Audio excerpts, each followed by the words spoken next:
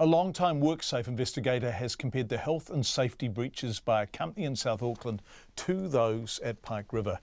24-year-old Jamey Lee Bowring was killed in 2015 when he was thrown from a tank which exploded at Saltars Cartage in Wiri. Company director Ron Saltar was fined and today sentenced to 4.5 months home detention. Looking at this, here's Bridget Mills. The health and safety failures surrounding the death of Jamey Lee Bowring were described as flagrant, while the boss of the company, Ron Saltar, was told his level of culpability was in the extremely high range.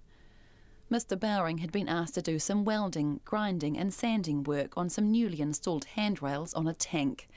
Judge Richard McElwraith described what happened next on that day in September 2015. CCTV imagery at the time shows Mr. Bowring doing hot work on Tank 20 with visible sparks around him.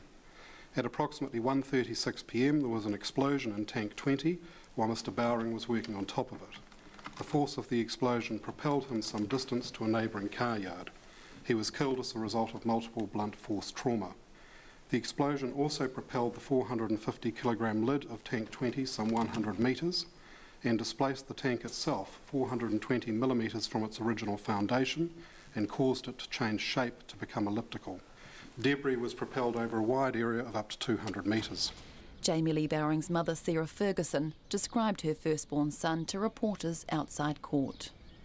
He was cheeky, beautiful, lit up a room. He was my world.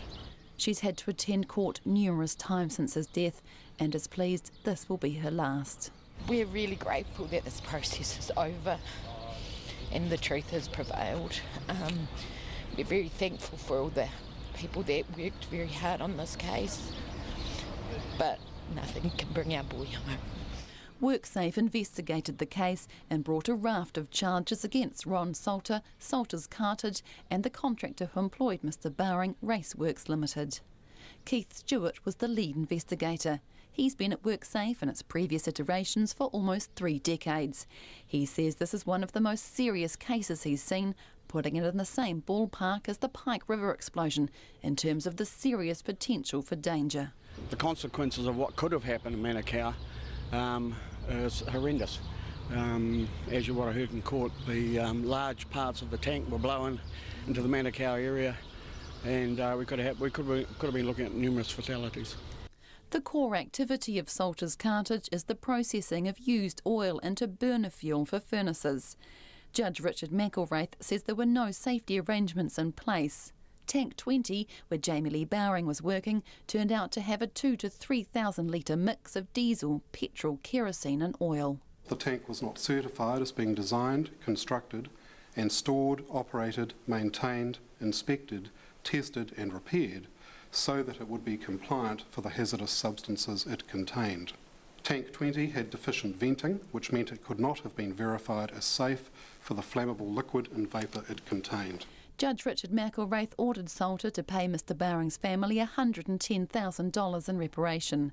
Among the other fines was one for $56,000 for breaching a prohibition notice that was set in place after the death. It is hard to imagine a more flagrant breach of prohibition notice than has occurred in this case.